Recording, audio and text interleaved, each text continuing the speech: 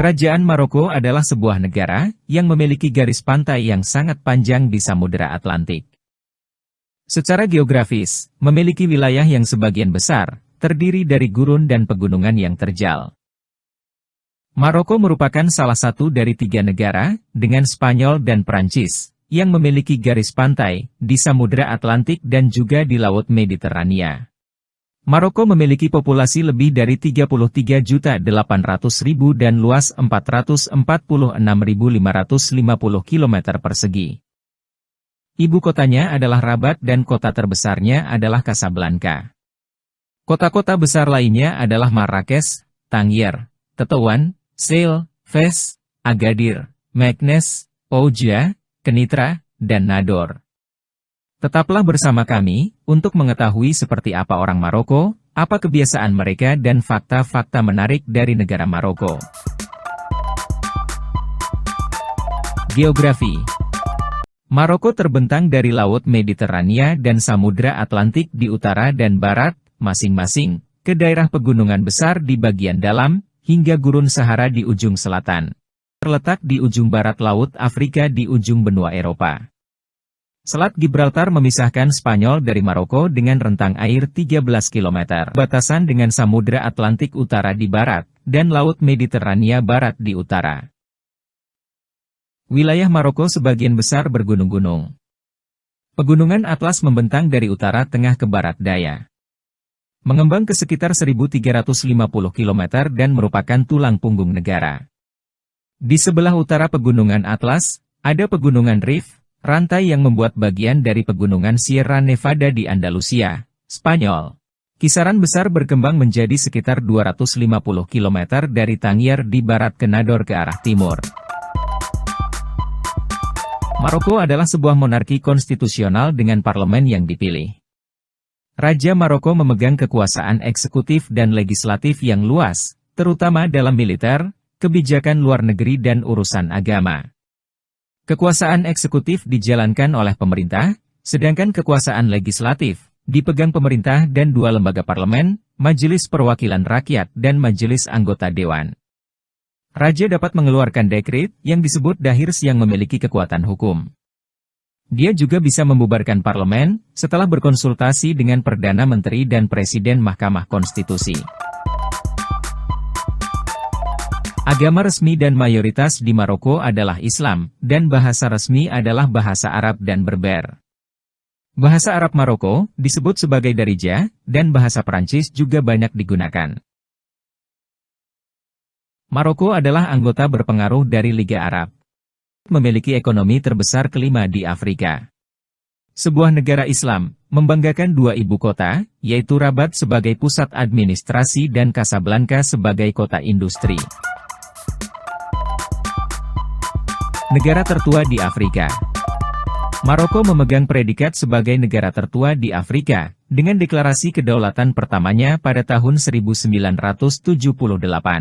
Penduduk Maroko awalnya bermigrasi dan mencari perlindungan dari kekeringan di wilayah Sahara. Perjalanan mereka membawa mereka ke Pegunungan Atlas dan kemudian ke daerah pesisir. Keberagaman Maroko yang menakjubkan. Keberagaman kelompok etnis menjadi daya tarik utama Maroko. Orang Berber, sebagai penduduk asli Afrika Utara Barat, dan orang Arab merupakan 2 kelompok utama di Maroko. Meskipun telah dipengaruhi oleh kekuasaan Spanyol, Romawi, Prancis, dan Yahudi, kebudayaan Maroko terus berkembang.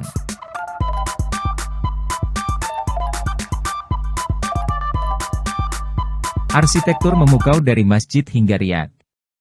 Dari masjid yang ikonik hingga sudut jalan yang penuh warna, arsitektur Maroko menarik perhatian dengan desain yang terinspirasi dari Islam dan Hispanomor, mencerminkan masa lalu yang beragam.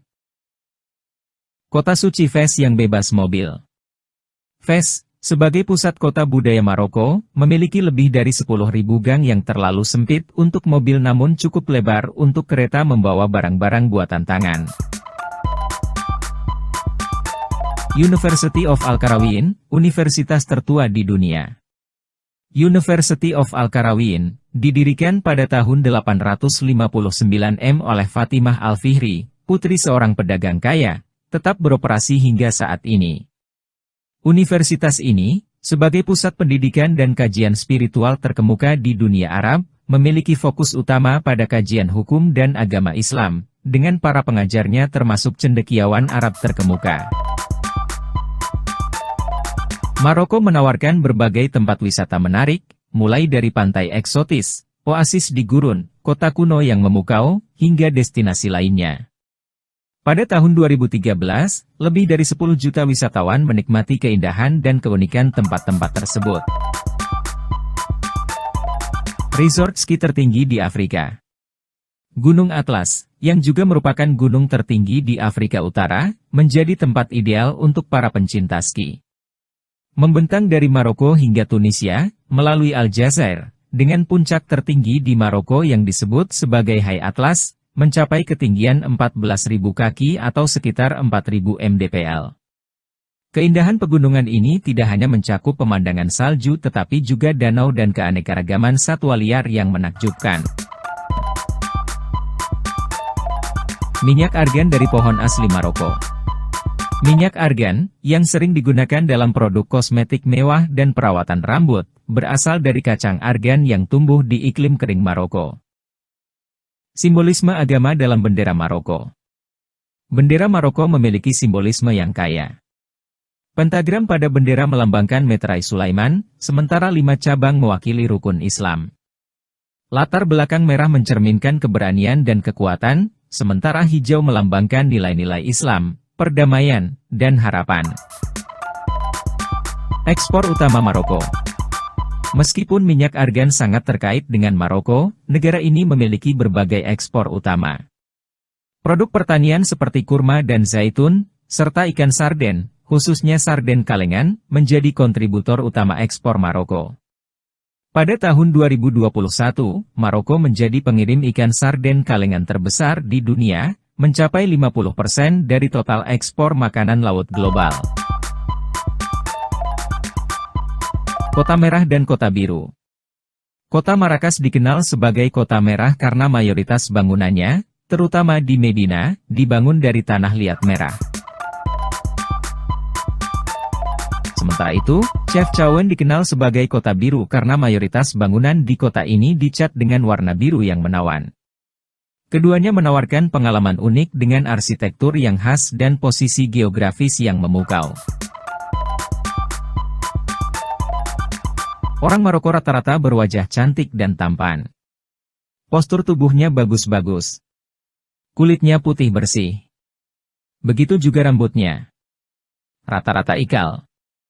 Cewek-cewek Maroko membiarkan rambutnya memanjang dan terurai. Anak-anak muda Maroko cenderung berkiblat ke budaya Perancis. Maklum, Maroko bekas jajahan Perancis. Tapi jangan kaget. Meski orang Maroko tampan dan cantik tapi mereka jarang mandi. Warga Maroko hanya mandi 1 kali dalam seminggu. Kenapa mereka malas mandi? Ternyata karena suhu yang sangat dingin. Di Maroko suhu berkisar antara 12 hingga 17 derajat Celcius. Di Maroko ada 4 musim. Yaitu musim dingin, musim semi, musim panas, dan musim gugur. Musim dingin terjadi pada Januari hingga Maret. Musim semi turun pada April hingga Juni. Musim panas terjadi pada Juli sampai September. Sedang musim gugur terjadi pada Oktober sampai Desember. Maroko dijuluki The Atlas Lion, atau singa atlas karena keberadaan singa langka yang disebut Barbari atau Atlas. Singa ini dulunya berkeliaran bebas di gurun dan pegunungan Afrika Utara, dari Maroko hingga Mesir, jauh di utara kerabat sub-Sahara mereka. Dengan ukuran fantastis dan rambut surai gelap, singa ini menjadi simbol keanggunan dan menjadi hewan peliharaan para bangsawan Maroko dan negara-negara Afrika Utara lainnya. Sebagai fakta tambahan, singa berber terakhir yang tercatat di alam liar adalah pada tahun 1992 di Pegunungan Atlas.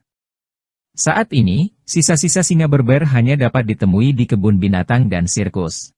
Singa berber sering dianggap sebagai subspesies singa terbesar dan terberat, dengan perkiraan berat jantan mencapai 180-270 kg dan yang betina 120-180 kg. Ibnu Battuta, seorang sarjana dan penjelajah Islam terkenal, berasal dari Maroko.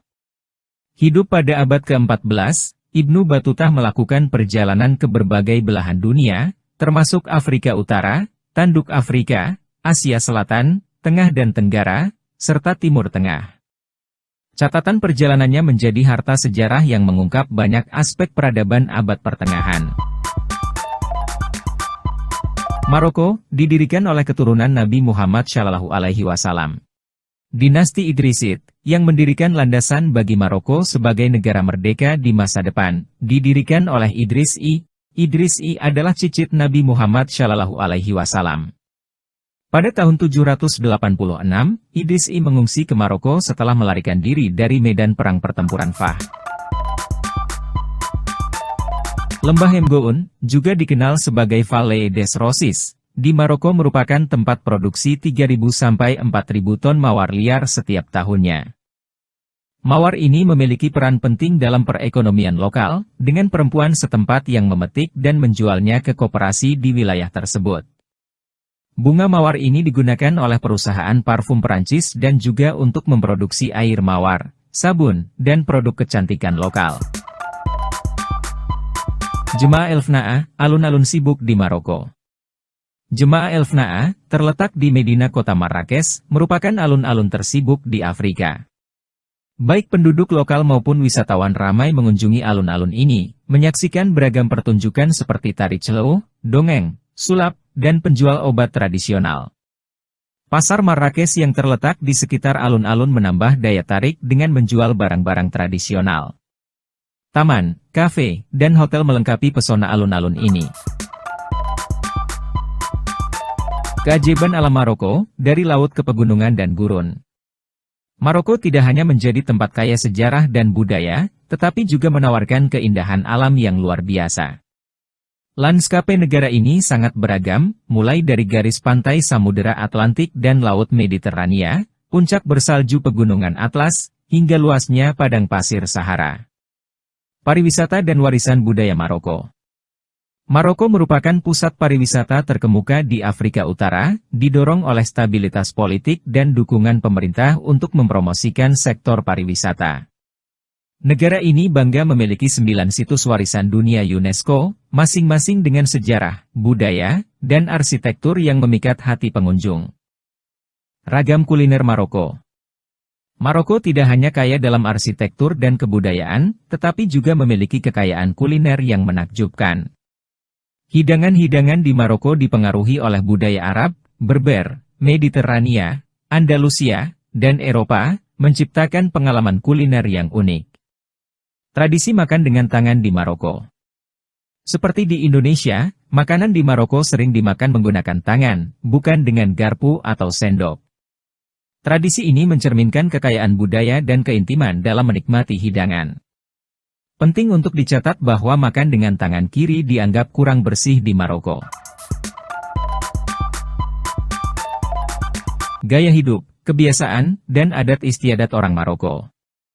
Budaya dan warisan kaya Maroko terus memengaruhi kebiasaan dan adat istiadat masyarakatnya. Tradisi yang unik dan kebiasaan yang menarik menjadikan orang Maroko menarik untuk dikenal dan dijalin hubungan.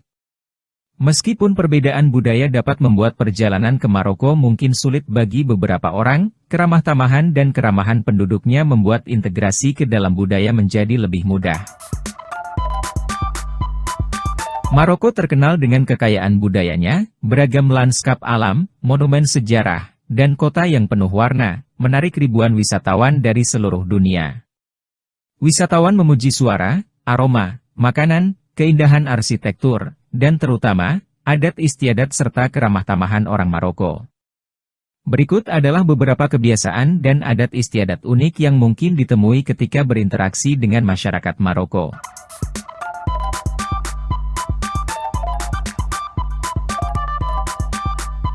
Multibahasa adalah hal yang lumrah.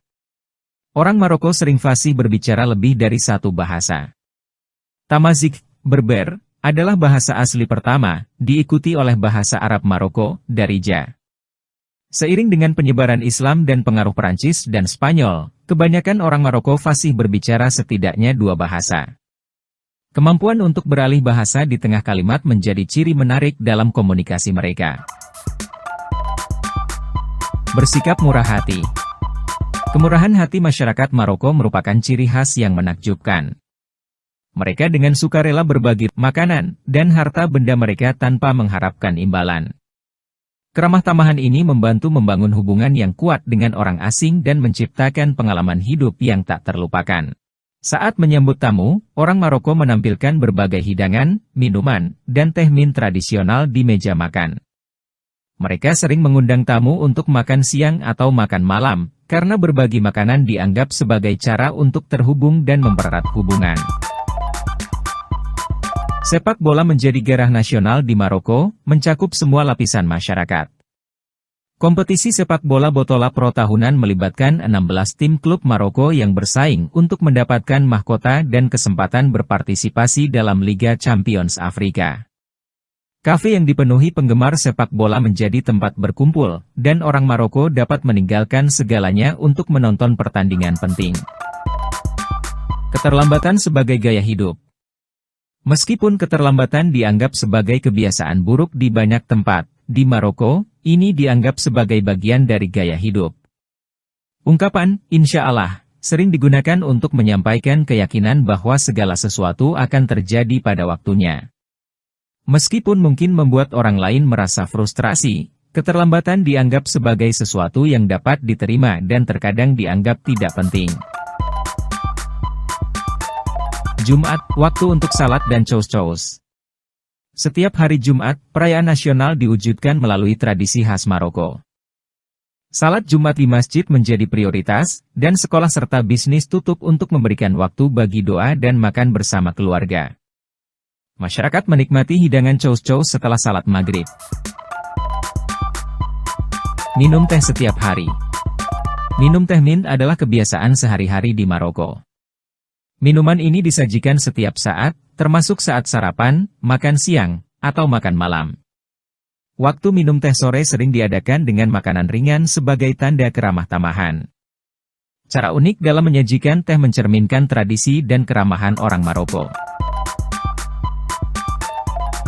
Roti sebagai pendamping setiap makan. Kebiasaan menyajikan roti setiap kali makan menjadi karakteristik penting dalam hidup sehari-hari orang Maroko. Roti cocok dengan berbagai hidangan tradisional, bahkan dengan sup atau salad. Roti, baik buatan sendiri maupun lokal, memainkan peran utama dalam masakan Maroko dan sering dikonsumsi dengan berbagai jenis makanan. Semua kebiasaan ini mencerminkan kekayaan budaya dan kehidupan sehari-hari yang khas di Maroko. Bepergian ke Maroko tidak hanya memberi Anda kesempatan untuk menjelajahi alam, pemandangan indah, dan kekayaan warisan negara tersebut, tetapi juga kesempatan untuk bertemu dengan orang-orang Maroko yang berbeda yang menjalani gaya hidup berbeda dan memiliki adat istiadat unik dan menyenangkan yang membedakan mereka dari budaya lain. Maroko sudah masuk kategori negara maju, modern, bersih dan indah. Salah satu indikator kemajuan dan kemodernan suatu negara adalah transportasi dan kebersihannya, di samping kemajuan ekonomi, pendidikan, pelayanan publik, dan kemakmuran rakyatnya. Maroko yang dipimpin Raja Muhammad VI itu sangat bersih dan indah serta penuh artistik. Mulai dari Bandara Mohammed VI yang terletak di kota Casablanca sangat bersih. Bahkan bukan hanya bersih tapi indah.